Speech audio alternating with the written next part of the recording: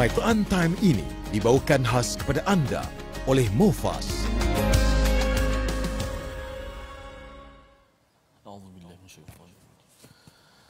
Bismillahirrahmanirrahim. Alif lam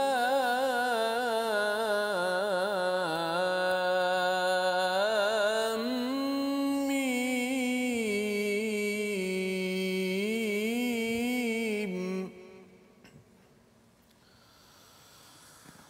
Allahu la ilaha illa huwal hayyul qayyum.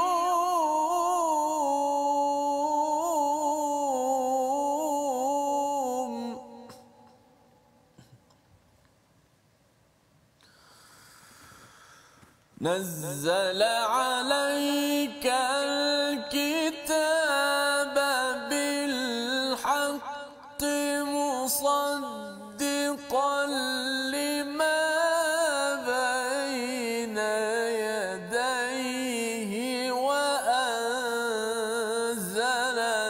التوراة والإنجيل.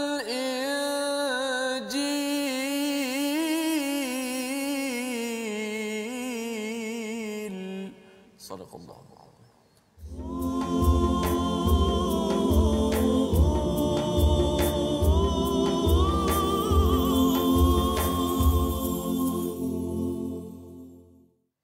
أعوذ بالله من الشيطان الرجيم.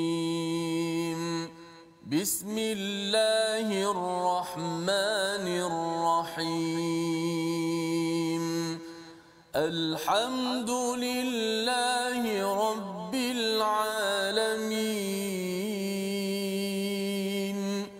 الرحمن الرحيم. مالك يوم الدين. إياك نعبد وإياك نستعين. اهدنا الصراط المستقيم. صراط الذين أنعمت عليهم غير المغضوب عليهم ولا الضالين.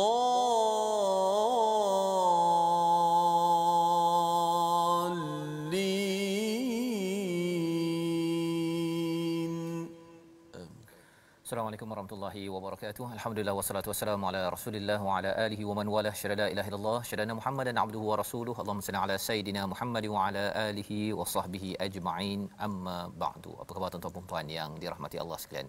Kita bersyukur pada Allah Subhanahu Wa Taala. Kita bertemu dalam My Quran Time, baca faham amal pada hari ini. Kita bersama dengan tetamu undangan istimewa pada hari ini, Al-Fadil Ustaz Mustafa Suki. Selamat datang Ustaz. Alhamdulillah. Terima kasih Ustaz ya. Terima kasih sudi bersama di teratak kami ya, teratak My Quran Time bersama dengan Ustaz Tirmizi. Apa khabar Ustaz hari ini? Alhamdulillah baik. Hari ini Ustaz ni kita lebih kurang di warna kita. Penutup lah Ustaz ya, penutup kepada ulang kaji kita sebelum besok tuan-tuan insya-Allah kita bertemu lagi dalam My Quran Time, tapi dalam episod kita melihat juzuk demi juzuk ya, juz demi juz, dan kita target kita memulakannya sebelum Ramadan, juz yang pertama, kedua, ketiga dan seterusnya sehinggalah kepada 27 Ramadan nanti kita sempat untuk membaca 30 juz Al-Quran dan kita menghatamkannya, di samping kita melihat sedikit daripada kefahaman bagi setiap juz yang kita baca, yang moga-moga kita dapat maklumkan kepada kawan-kawan bahawa kita ada program khatam Quran ya bersama. Kefahamannya sedikit demi sedikit, tetapi kita doa pada Allah SWT agar Allah terima baca, faham dan amal kita pada hari ini, pada hari-hari mendatang, Ramadan dan pada bulan-bulan yang seterusnya. Pada hari ini kita akan menutup tirai ulang kaji 10 juzuk yang telah pun kita ikuti hari demi hari, ya, setengah juzuk demi setengah juz yang ada. Dan pada hari ini kita ingin melihat secara gambaran luas apakah yang ada pada 10 juz ini, agar kita dapat memahami bagaimana modul yang disampaikan oleh Allah ini perlu kita sikapi, perlu kita ambil maknai dalam kehidupan. Apatah lagi apabila kita memulakan juz pertama hari esok, insya-Allah kita sudah ada dapat gambaran bahawa juz pertama ini serba sedikit kisah ceritanya. Juz kedua begini ideanya. Sehingga kan 10 juz yang telah kita dalami sejak daripada 8 Jun 2020 adalah juz yang lebih bermakna, yang memberi nilai tambah kepada diri kita untuk mendekatkan diri pada Allah Subhanahu taala. Jadi pada hari ini kita memulakan tadi dengan surah Al-Fatihah sebagai permulaan juz yang pertama, diikuti dengan 21 halaman ataupun 22 halaman. Tuan-tuan kalau ada mushaf, buka sehingga halaman 21 juz yang pertama. Terus kita ingin bersama dengan Ustaz Mustafa untuk menceritakan apakah gambaran luas juz pertama yang kita akan baca esok, Ustaz. Insya-Allah. Silakan. Baik. Assalamualaikum warahmatullahi wabarakatuh. Bismillah wassalatu wassalamu ala Rasulillah. Allahumma salli wa sallim ala sayidina Muhammad wa ala alihi wa ashabihi wa man tabi'ahum bi ihsani ila yaumiddin. Amma ba'd. Yang muliakan Ustaz Fazrul, kemudian juga Ustaz Tirmizi dan sidang penonton yang rahmati Allah Subhanahu wa taala. Jadi alhamdulillah kita telah pun mengkhatamkan kan, maksudnya secara sepintas ataupun secara kita kata muka surat demi muka surat, yang mana ia merupakan salah satu daripada usaha untuk kita faham. Selepas mana kita dah baca, usaha untuk kita faham dan kita cuba juga untuk amalkan pada setiap apa yang kita dapat itu. Baik, jadi secara ringkasnya juzuk 1 ini dia bila mana disebut tentang surah Al-Fatihah itu lebih cenderung kepada makiyah, dan kemudian bila masuk surah Al-Baqarah dia lebih fokus kepada madaniyah. Jadi kalau lihat daripada sudut perbincangannya, tiba-tiba daripada makiyah kenapa nak pergi ke Madinah? Secara umumnya manusia ni bila dah tauhid, bila dah kuat pegangan dia kena ada ketamadunan daripada sudut kehidupan dia, sistemnya, daripada sudut apa yang ada, daripada sudut keluarga, daripada sudut jual beli, daripada sudut yang pelbagai, dia kena ada ketamadunan dan sistem-sistemnya. Jadi dia tak boleh kalau hanya sekadar berakidah, jadi daripada sudut tu macam mana nak buat sistem kehidupan. Jadi sebab tu kalau kita lihat daripada juzuk 1 ini, walaupun dia rentetan daripada surah Al-Fatihah, dan kalau kita tengok penghujung surah Al-Fatihah itu bila mana Allah sebut ghairi maghdubi alaihim, maka maghdubi alaihim tu siapa? Maka sebut dalam surah Baqarah. Maka Baqarah pada juzuk 1 ni dia nak cerita sebenarnya siapakah Bani Israel itu secara ringkas, kemudian apa yang berlaku, apa kes-kes kan yang mana mereka lakukan dan sebagainya. Maka nak detailkan lagi, maksudnya kesenambungan ataupun munasabatnya daripada ghairi maghdubi alaihim, iaitu mereka itu golongan yang Allah murka, maka jawapannya adalah pada surah juzuk yang pertama ini.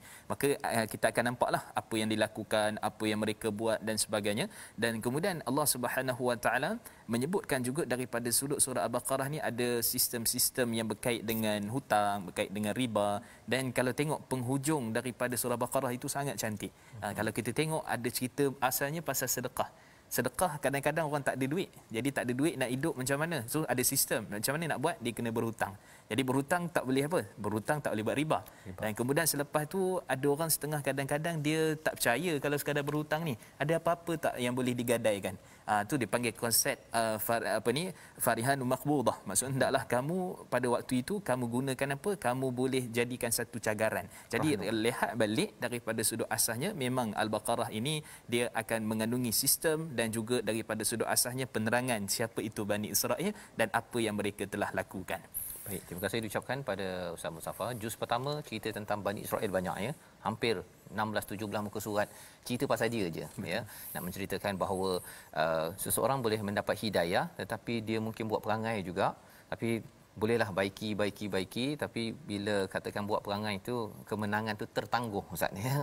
Berbanding dengan kalau ikut betul-betul formula daripada Allah Subhanahu Wa Taala.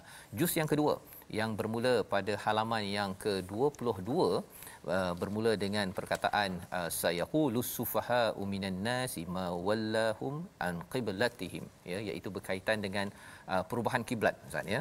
Perubahan kiblat ini. Jadi kali ini kita baca dahulu ayat 142 untuk kita sama-sama bila orang cakap saja juz sayaqul kan, sayaqul. Jadi apakah intipati adik-adik yang menghafaz Quran ya pada muka surat 22 itu dapat tahu dah, oh rupanya cerita tentang juz kedua. Tuan-tuan bila baca surah ataupun surah Al-Baqarah, masih surah Al-Baqarah tapi juz yang kedua muka surat 22, kita akan dapat maklumat, oh ini antara gambaran penekanan yang Allah sedang berikan sebelum masuk pada juz ketiga yang Ustaz cakap pasal hutang apa sebagainya Ustaz ya. Jadi kita baca dahulu ayat 142 muka surat yang ke-22. A'udzubillahi minasyaitanir. سيقول السفهاء من الناس ما ولاهم عن قبلتهم التي كانوا عليها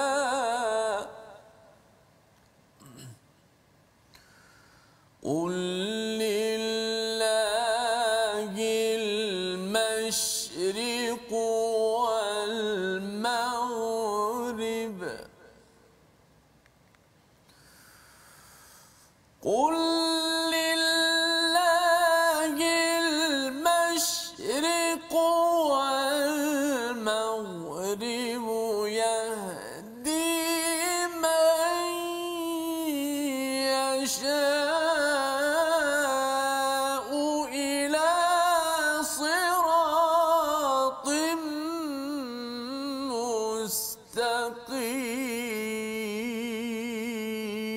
مستقيم صدق الله. Orang-orang yang kurang berakal di antara manusia akan berkata, apakah yang telah memalingkan mereka muslim daripada kiblat yang dahulu mereka menghadap kepadanya? Katakanlah wahai Muhammad, milik Allah lah timur dan barat. Dia memberi petunjuk kepada siapa yang dikehendaki ke jalan yang lurus. Ini permulaan daripada juz yang kedua, banyak bercerita tentang perubahan kiblat, tentang solat dan apa lagi Ustaz? Cerita intipati juz yang kedua, ringkas.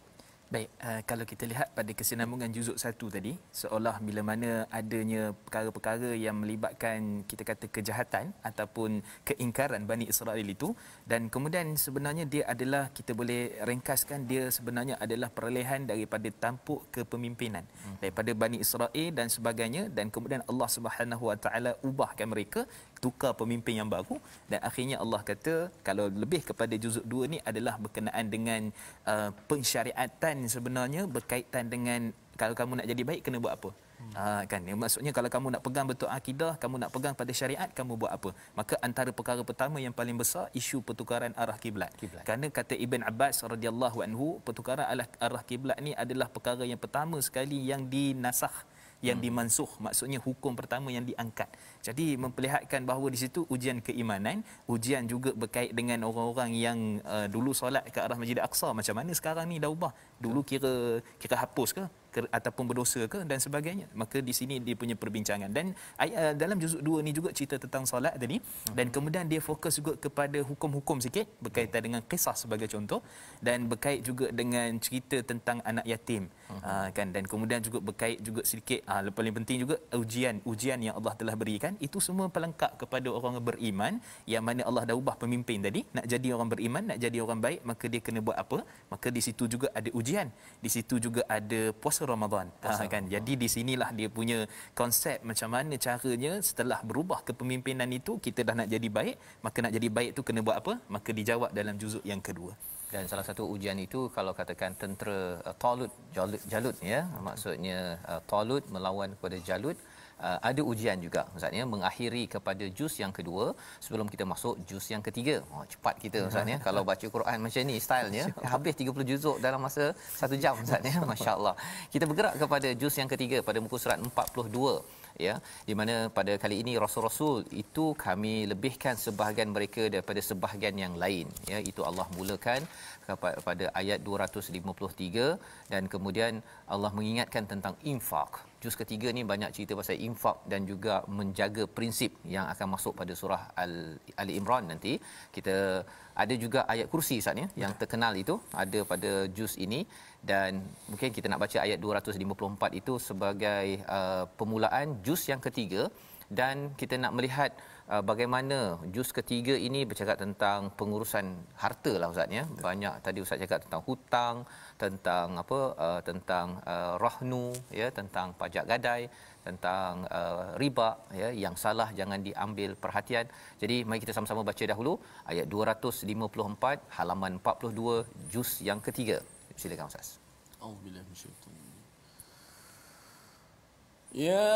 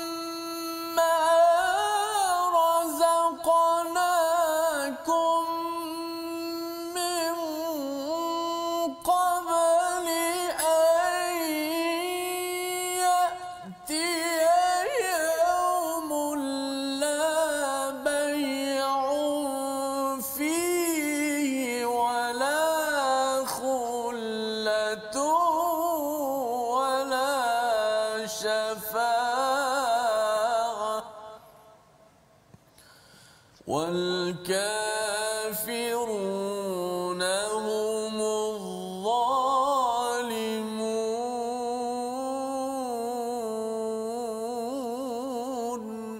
صدق الله. Wahai orang-orang yang beriman, sedekahlah sebahagian daripada rezeki yang telah kami berikan kepadamu sebelum datangnya hari ketika tiada lagi jual beli, tiada lagi persahabatan dan tiada lagi syafaat. Orang-orang kafir itulah orang-orang yang zalim. Ini adalah antara ayat memulakan juz yang ketiga. Mari kita dengar okay, apakah ringkasan intipati juz ketiga yang sebahagiannya 10 halaman 9 halaman ini dalam juz ataupun surah Al-Baqarah, ada bakinya pada surah Ali Imran. Sila Ustaz. Baik. Bismillah wassalatu wassalamu ala Rasulillah. Sidang penonton, Ustaz Fazrul, Ustaz Tirmizi. Jadi bila sebut tentang juzuk yang ketiga ni, fokusnya memang betul, iaitu berkaitan dengan pengurusan harta. Kerana kita dah lihat tadi bahawa pada surah Baqarah tentang Bani Israel pada awalnya, dan kemudian bercerita pula tentang keadaan macam mana jadi orang yang baik. Jadi orang baik pun dia bukan hanya sekadar dalam urusan berkaitan dengan ibadat, tapi berkaitan dengan muamalat. Kerana muamalat ni dilibatkan dengan orang. Bila libat dengan orang, maka dia lebih detail lagi. Maka Allah sebutkan tentang berkait rapat tentang satu dosa yang paling besar sekali daripada ayat 275 daripada penghujung surah Baqarah ini, tentang riba. Dan juga berkait juga tentang hutang, sistem gadaian dalam Islam. Dan juga sebelum itu, kalau melihat pada awal-awal pada juzuk ni dah cerita dah tentang infak.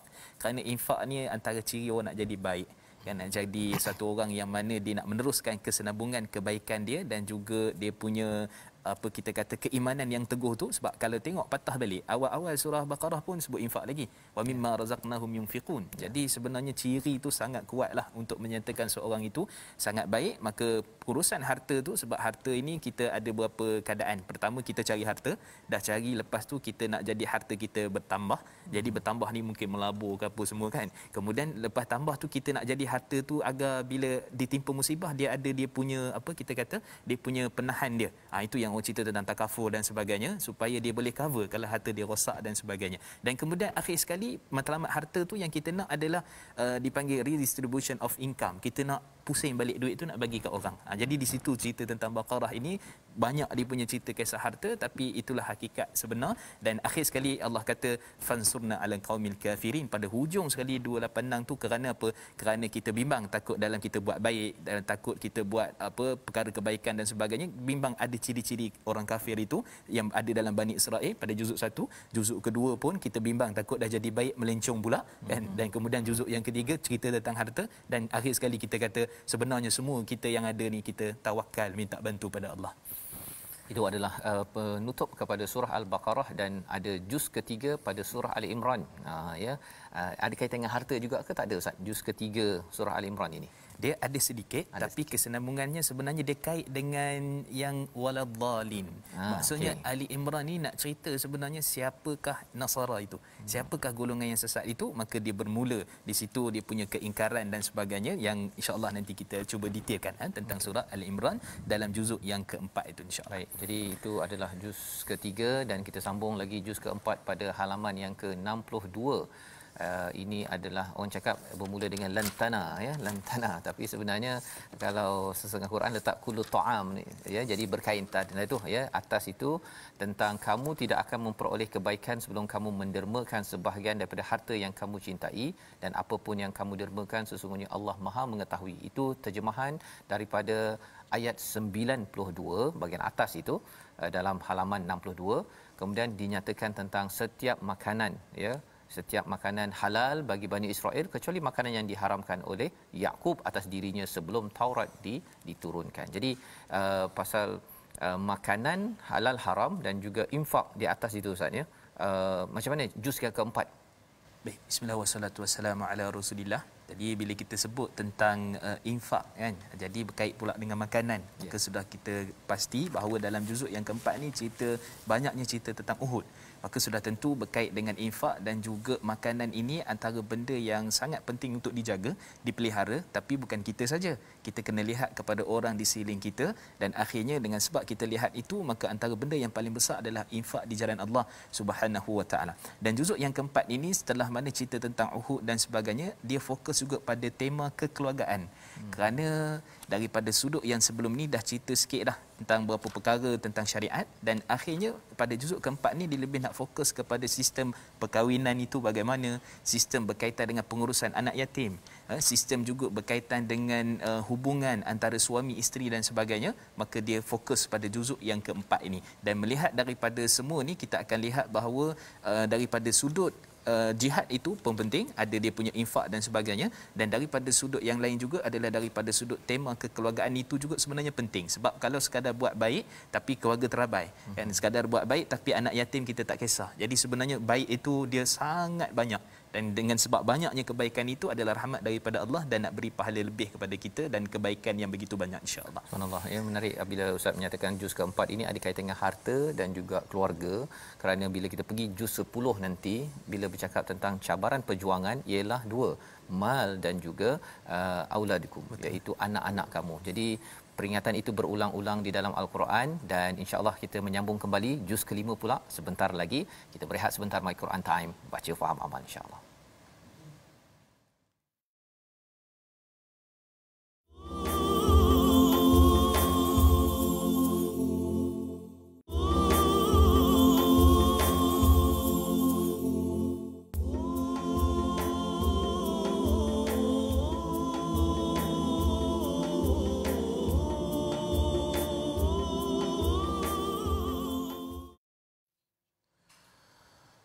يا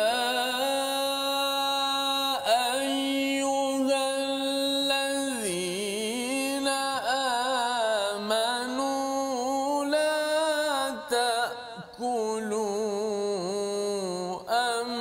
أموالكم بينكم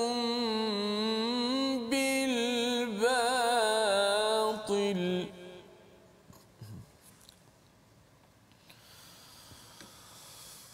لا تأكلوا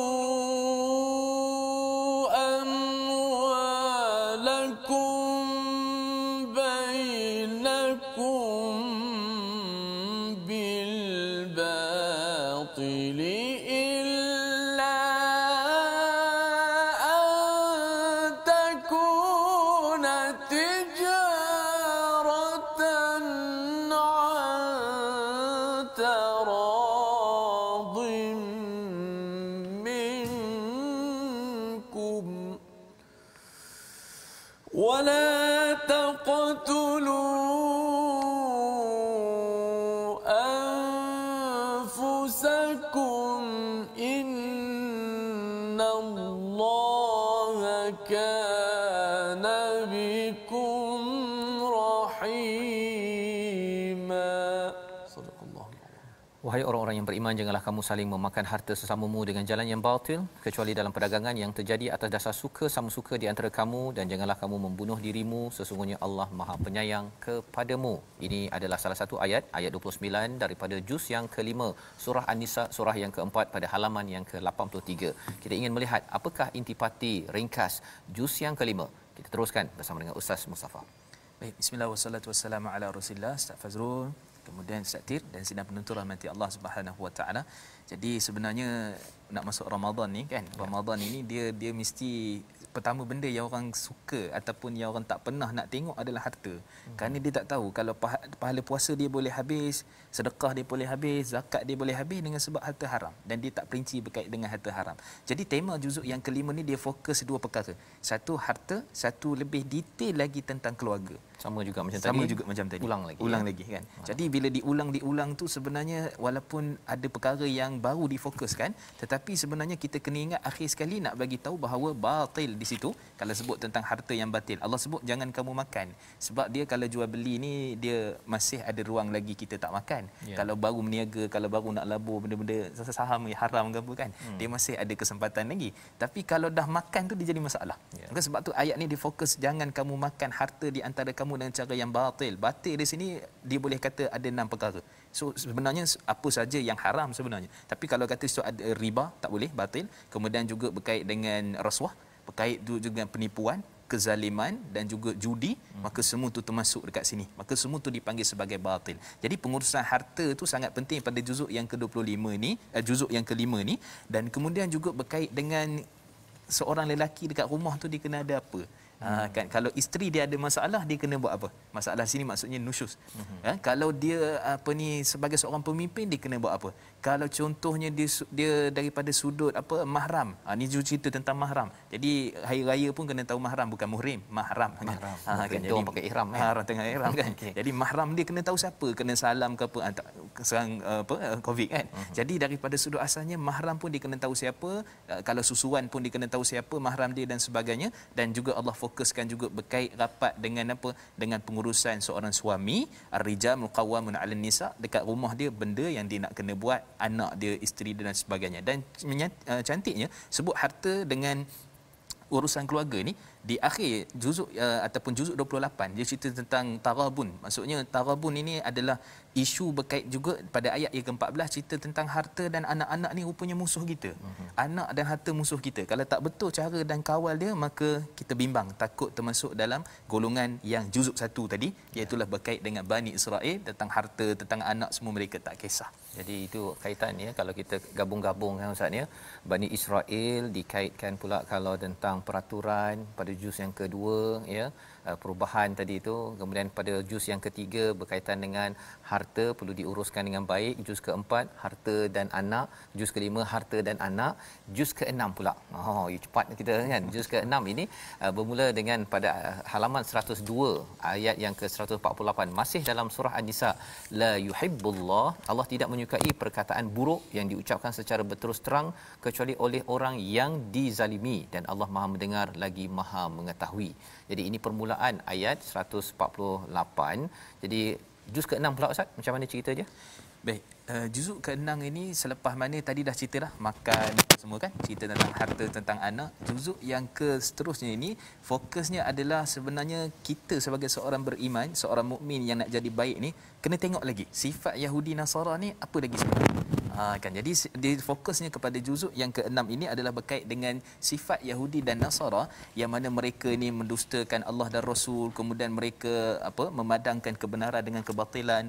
Kalau ada nama Muhammad itu mereka tukar kan supaya letak ataupun padamlah dan sebagainya. Maka semua itu antara perbuatan-perbuatan, kalau tengok pada hari ini, antara benda yang paling besar sekali kita kena perhati, kena tengok adalah jangan memandai-mandai daripada sudut kita nak berubah Quran dan agama itu.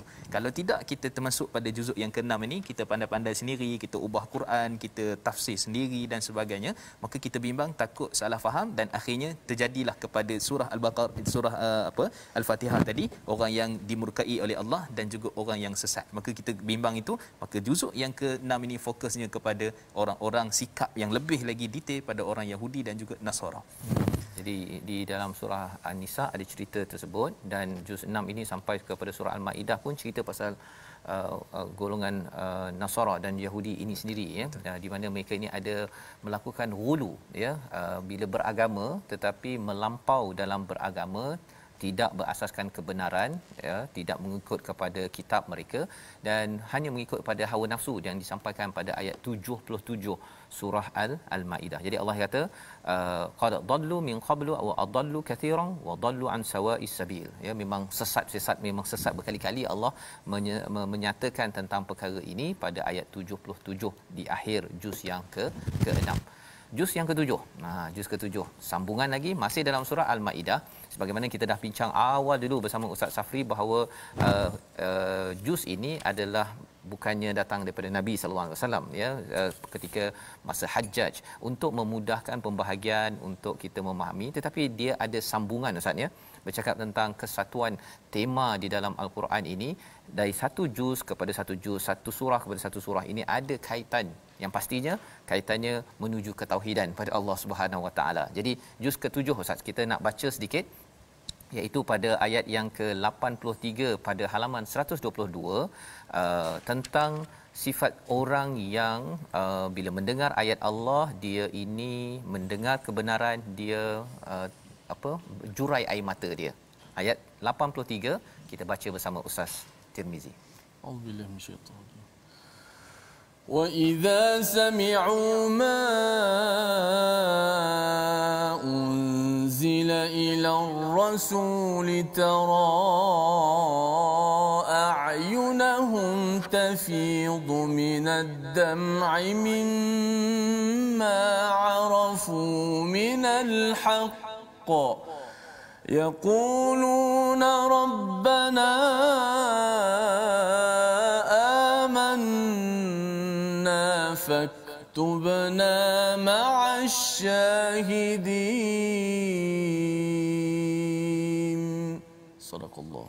Dan apabila mereka mendengarkan apa Al-Quran yang diturunkan kepada Rasul Nabi Muhammad sallallahu alaihi wasallam, kamu lihat mata mereka mengalirkan air mata disebabkan kebenaran yang telah mereka ketahui daripada kitab mereka sendiri, seraya berkata, ya Tuhan kami, kami telah beriman, maka catatlah kami bersama orang-orang yang menjadi saksi atas kebenaran Al-Quran dan kenabian Muhammad sallallahu alaihi wasallam. Jadi ini permulaan antara ayat permulaan juz yang ke-7. Apakah intipati adik-adik yang menghafaz? Nanti kita baca, tuan-tuan sekalian, juz yang ke-7. Apakah kisahnya? Silakan Ustaz. Wassalatu wassalamu ala Rasulillah. Juzuk yang ke-7 ni dia fokusnya berkait dengan apa boleh, apa tak boleh, apa yang halal, apa yang haram. Maka itu fokusnya. Kerana kalau kita melihat daripada sudut makanan, melihat daripada sudut sebagai contohnya cerita tentang sumpah juga, kan, apa itu sumpah dan macam mana kalau kita tu sumpah satu perkara yang kita tak mampu nak lakukan ataupun nazar kita panggil, maka apa yang kita perlu lakukan, kan, nak kena bayar ke, nak kena apa, maka detail daripada sudut yang diceritakan. Dan kemudian di sini juga cerita tentang judi, cerita juga pada berkait dengan beri makan bahala, berkait juga dengan perkara-perkara yang mana diharamkan oleh Allah Subhanahu Wa Taala. Maka halal dan haram itu sangat sinonim pada juzuk yang ke-7 ni, apa boleh, apa tak boleh. Maka kata kalau kita melihat satu persatu, maka kita akan jumpa perkara yang berkait dengan makanan, berkait dengan perbuatan, berkait juga dengan isu-isu berkait dengan tauhid, akidah dan sebagainya. Maka apa boleh, apa tak boleh, maka itu ada detail juga yang diceritakan oleh Allah Subhanahu Wa Taala pada juzuk yang ke-7 ini. Wallahu a'lam. Baik, terima kasih diucapkan pada Ustaz. Juz ke-7 sebahagiannya pada surah Madaniyah Al-Maidah, ya, dan sebahagiannya itu pada juz ke-7 surah Al-An'am, iaitu surah Makkiyah, menceritakan tentang ketauhidan pada Allah dan bercakap tentang makanan disambung lagi, Ustaz, ya. Maksudnya makanan yang disembelih dengan tanpa nama Allah, dan juga elemen-elemen tauhid, dan kita berpindah kepada tauhid pada Allah itu adalah amat penting.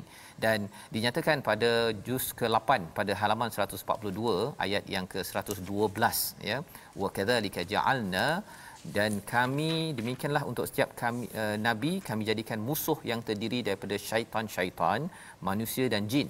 Ini adalah terjemahan ayat 112. Kata Allah apa? Sebahagian daripada mereka membisikkan kepada sebahagian yang lain perkataan yang indah sebagai penipuan. Dan jika Tuhanmu menghendaki, nescaya mereka tidak akan melakukannya, maka biarkanlah mereka bersama apa yang mereka ada-adakan. Jadi ini adalah dah mula masuk kepada fasa perjuangan Ustaz ya. Bila cakap tentang tauhid, bercakap tentang perjuangan, surah ke-6 ini sudah mula bercakap tentang perlu menyampaikan ya mesej ketauhidan itu kepada ramai. Apakah intisarinya? Kita baca dahulu ayat 112 bersama Ustaz Tirmizi. A'udzubillahi minasyaitonir rajim. وَكَذَلِكَ جَعَلْنَا لِكُلِّ نَبِيٍّ عَدُوًّا شَيَاطِينَ الْإِنسِ وَالْجِنِّ يُوحِي بَعْضُهُمْ إِلَى بَعْضٍ زُخْرُفَ الْقَوْلِ غُرُورًا وَلَوْ شَاءَ رَبُّكَ مَا فَعَلُوهُ فَذَرْهُمْ وَمَا يَفْتَرُونَ.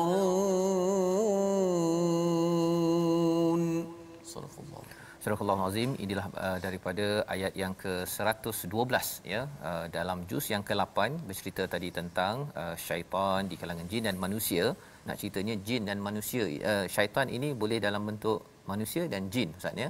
Maksudnya syaitan ni bukan semestinya jin. Itu kefahaman juga ya. Okey, jadi apa cerita dalam juz ke-8 pula? Pasal sebelum kita dia sebahagiannya pada Al-An'am, kemudian nak masuk pada surah pemusuhan manusia dan juga iblis itu pada surah Al-A'raf. Silakan. Baik, bismillah wassalatu wassalamu ala Rasulillah. Terima kasih kepada Ustaz Fazrul, Ustaz Tirmizi. Jadi dia sebenarnya lebih fokus kepada pemisalan ataupun perbandingan yang Allah buat. Banyak juga dalam juzuk ini, semua itu adalah untuk memantapkan tauhid. Jadi kita kata perbandingan ataupun pemisalan yang Allah buat dalam banyak ayat ini, maka untuk apa? Untuk memantapkan tauhid kita kepada Allah Subhanahu Wa Taala. Sebagai contoh, Allah menghidupkan orang yang telah mati. Sebagai contohnya juga Allah buat tentang cerita pemimpin di sebuah kampung.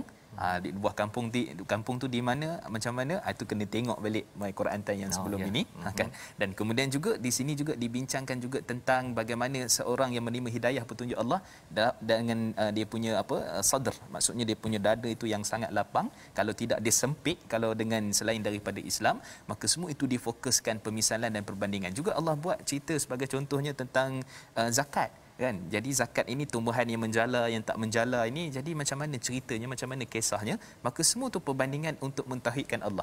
Kalau tengok daripada macam mana boleh hidup, macam mana boleh menjala dan sebagainya, semua tu dalam jagaan Allah Subhanahu Wa Taala. Jadi fokusnya macam seperti surah Makkiyah ini banyak suruh tengok pada alam ya. Betul. Untuk merasakan keesaan Allah, keesaan Allah Subhanahu Wa Taala. Maka itulah perbandingan yang Allah buat banyak juga dalam juzuk yang ke-8 ini dalam surah Al-An'am.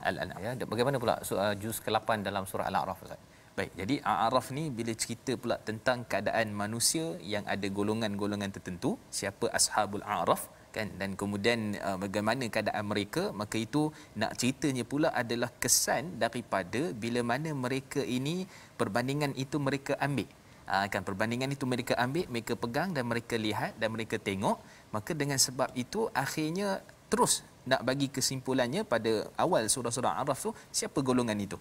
Dia ambil ataupun tak perbandingan tauhid itu, ataupun sebenarnya mereka ingkar dan mereka biarkan saja, maka siapakah golongan itu? Maka itu perbincangan yang telah pun kita lalui pada sebelum ini. Baik, jadi itu adalah daripada juz yang ke-8 ya, dan ada kisah-kisah Ustaz ya. Allah bawakan kisah demi kisah seawal daripada ayat 88 pada juz yang ke-9 tentang Nabi Syuaib. Ya, jadi ini adalah kisah bagaimana mereka yang bersama pihak yang beriman ataupun pihak yang tidak beriman. Allah ingatkan, surah Al-A'raf adalah surah Makkiyah untuk sama-sama kita kuatkan jiwa kita dengan perjuangan keimanan dengan orang-orang kisah-kisah terdahulu.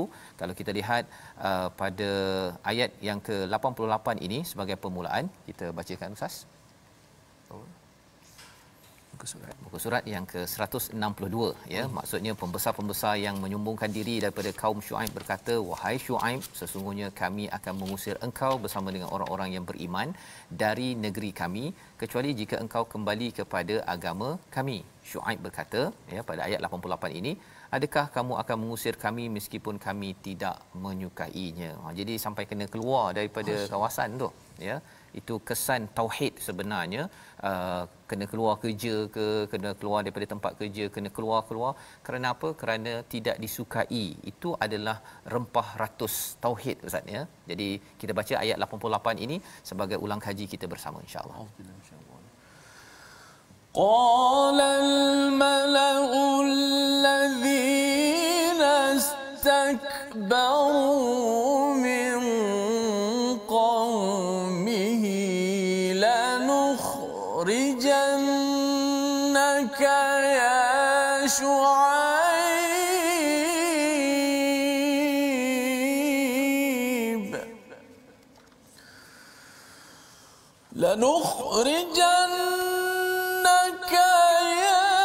شعيب والذين آمنوا معك من قريتنا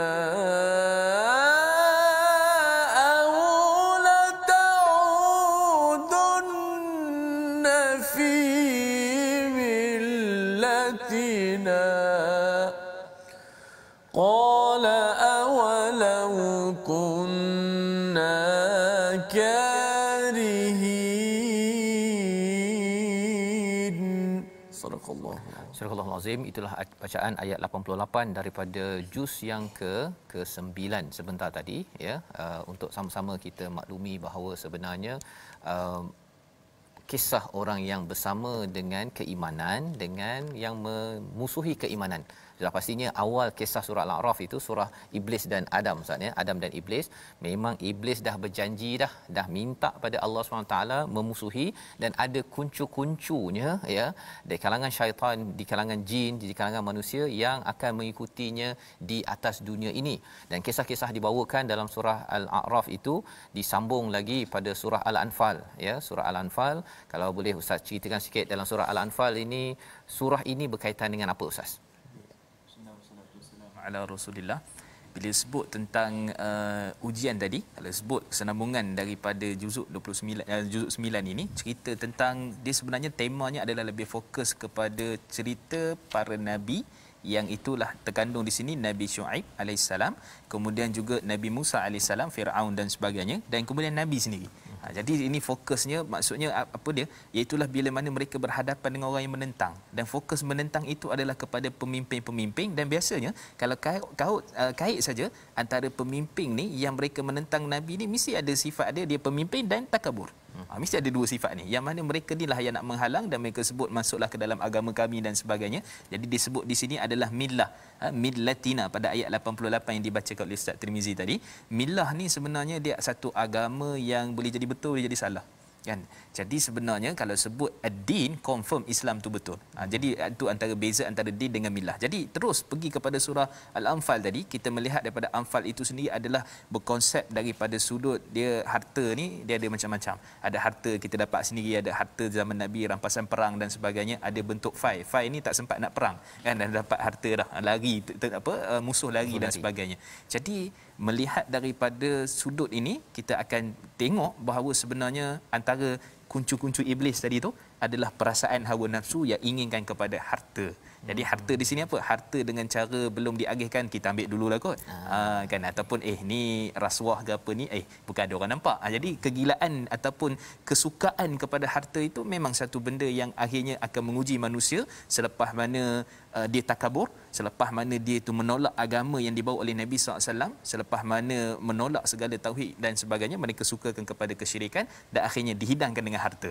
Maka harta itu ujiannya bukan sekadar orang-orang kafir, tapi juga kepada orang beriman. Jadi daripada surah Al-A'raf itu kuncu-kuncu, maksudnya iblis menggoda syaitan di kalangan jin manusia itu, akhirnya dia latih nafsu diri manusia, orang beriman ke tak beriman pun akhirnya tercabar juga, sebagaimana yang kita lihat dalam surah Al-Anfal.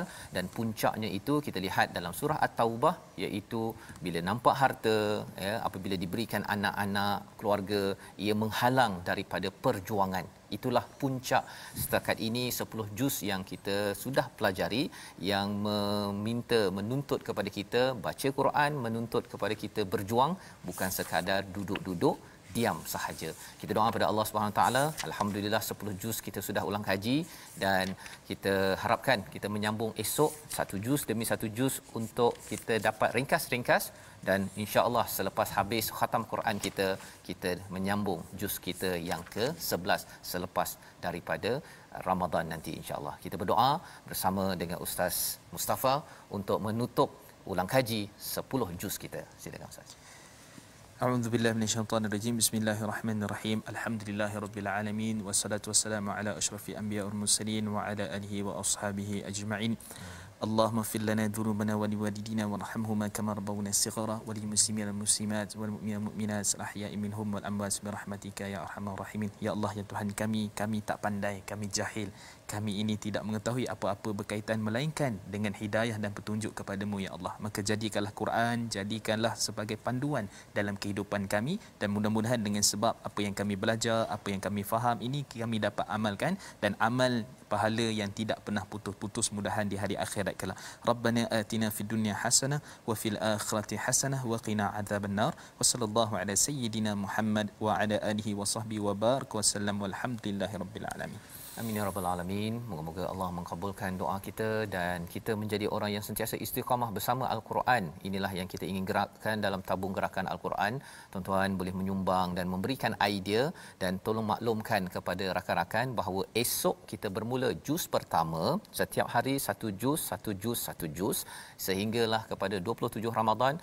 Harapnya kita selesai 30 juz secara ringkas, dan kemudian bersedia menyambung kembali My Quran Time kita dengan setiap halaman kita dalami, dan moga-moga kita dapat Allah panjangkan umur, diberikan rezeki, diberikan hidayah mendalami 30 juz ini cover to cover, kulit ke kulit, dan kita boleh ulang dari masa ke semasa dengan kefahaman yang lebih mantap, lebih jitu menuju Allah. Kita bertemu kembali pada jam 5 petang, 10 malam dan juga 6 pagi. Rancangan ini dibawakan oleh Mufas agar kita terus istiqamah bersama Al-Quran. My Quran Time, baca faham amal insya-Allah. Allahumma arhamna bil Quran waj'alhu lana imaman wa hudan wa rahmah. Allahumma dhakkirna minhu ma nusina wa 'allimna